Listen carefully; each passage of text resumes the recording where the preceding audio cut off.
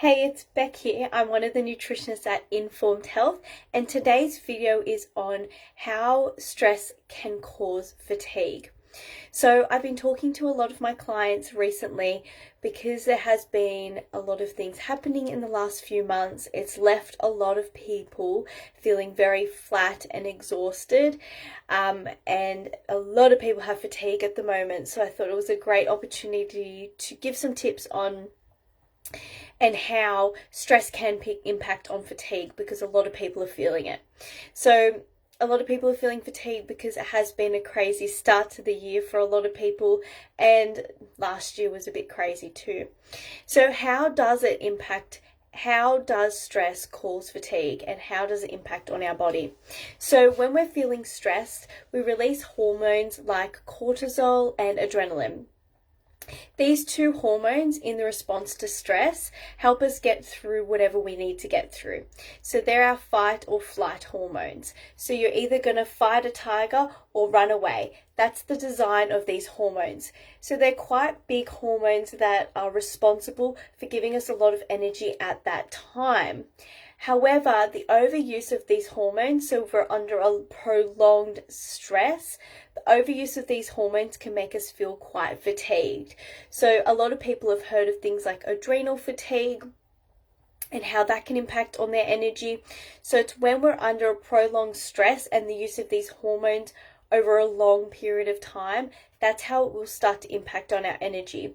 So our adrenal glands can only release so much cortisol and adrenaline and use different nutrients to release those and make those hormones before they'll become quite fatigued. So when we're under a stress, just say something stressful happens at work, you may release those hormones to get you through that stressful event. But the other thing we need to recognize is on the biochemical pathway to create these hormones, so cortisol and adrenaline, there is a lot of nutrition involved. So on that biochemical pathway, there are things like magnesium, zinc, vitamin C, B vitamins. Those are really big key nutrients that are used to make our cortisol and adrenaline. So what happens if our diet is depleted in those nutrients? We're under a lot of stress, so we're trying to make those hormones constantly, and we may not be eating enough protein too, because these hormones are actually made out of protein, and a lot of people aren't eating adequate protein to make these hormones. So what can happen is our energy can start to drop that way. Energy, excuse my throat at the moment, I've still got a bit of a tickle in my throat. Things that are required to make energy and to make us feel energized is magnesium, B vitamins, and vitamin C. So you can see if that nutrition is being used while we are under a stress, then it will take away from our energy too. So that's how stress will impact on your energy. So if the last couple of months have left you feeling really flat and exhausted, and you want to stop feeling so stressed and have some strategies to help with your stress levels, we are running our next round of our Stress Less program.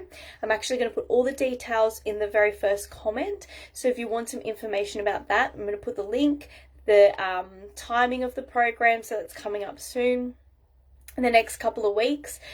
So if you find that you need more support, we do have our Stress Less program. It is particularly designed for our clients to help overcome stress so that it's not impacting on their energy levels, it's not impacting on their hormones, it's not impacting on how they feel.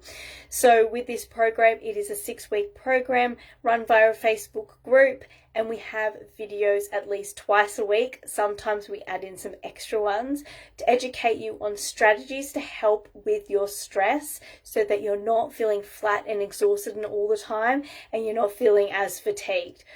There goes my throat again. I'll put the information in the comments, and I'll see you in my next video. Bye.